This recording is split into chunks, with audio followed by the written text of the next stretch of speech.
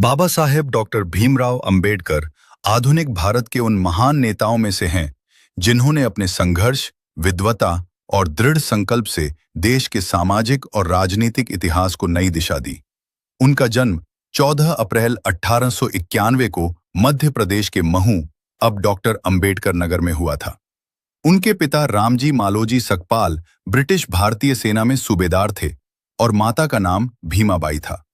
वे एक साधारण परिवार से थे, लेकिन बचपन से ही उन्होंने असाधारण प्रतिभा और आत्मविश्वास दिखाया।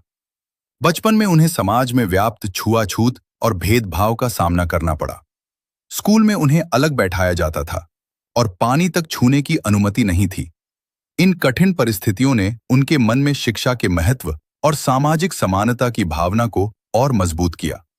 उन्होंने ठान लिया कि वे शिक्षा के माध्यम से अपनी पहचान बनाएंगे और समाज में व्याप्त अन्याय के खिलाफ आवाज उठाएंगे।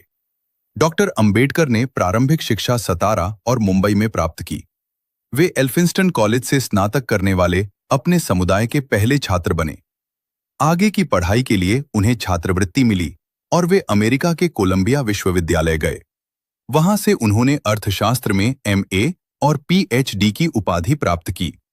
इसके बाद वे इंग्लैंड गए और लंदन स्कूल ऑफ इकोनॉमिक्स से DSc तथा कानून की पढ़ाई पूरी की।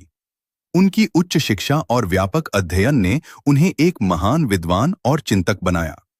भारत लौटने के बाद उन्होंने समाज सुधार के कार्यों में स्वयं को समर्पित कर दिया।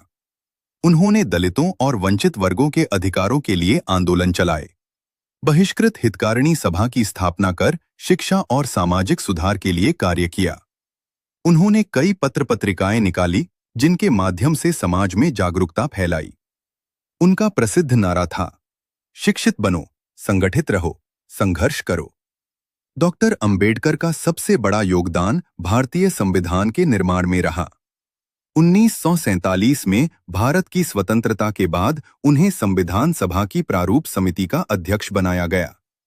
उन्होंने अथक परिश्रम से ऐसा संविधान तैयार किया जो समानता, स्वतंत्रता, न्याय और बंधुत्व के सिद्धांतों पर आधारित है। भारतीय संविधान ने सभी नागरिकों को समान अधिकार दिए और छुआछूत को समाप्त करने का प्रावधान किया।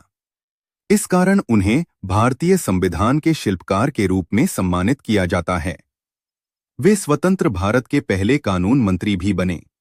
हालांकि कुछ नीतिगत मतभेदों के कारण उन्होंने मंत्रिमंडल से इस्तीफा दे दिया। जीवन के अंतिम चरण में उन्होंने बौद्ध धर्म स्वीकार किया और लाखों अनुयायियों को भी इसके लिए प्रेरित किया। उनका मानना था कि समानता और करुणा का मार्ग ही समाज को आगे बढ़ा सकता है।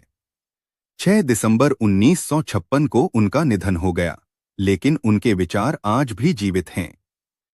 वर्ष 1990 में भारत सरकार ने उन्हें देश के सर्वोच्च नागरिक सम्मान भारत रत्न से सम्मानित किया। डॉक्टर भीमराव अंबेडकर का जीवन हमें सिखाता है कि कठिनाइयां चाहे कितनी भी बड़ी क्यों न हो, शिक्षा, आत्मविश्वास और दृढ़ इच्छा शक्ति से उन्हें पार किया जा सकता है।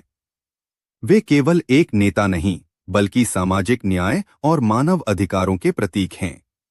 उनका जीवन हर छात्र और नागरिक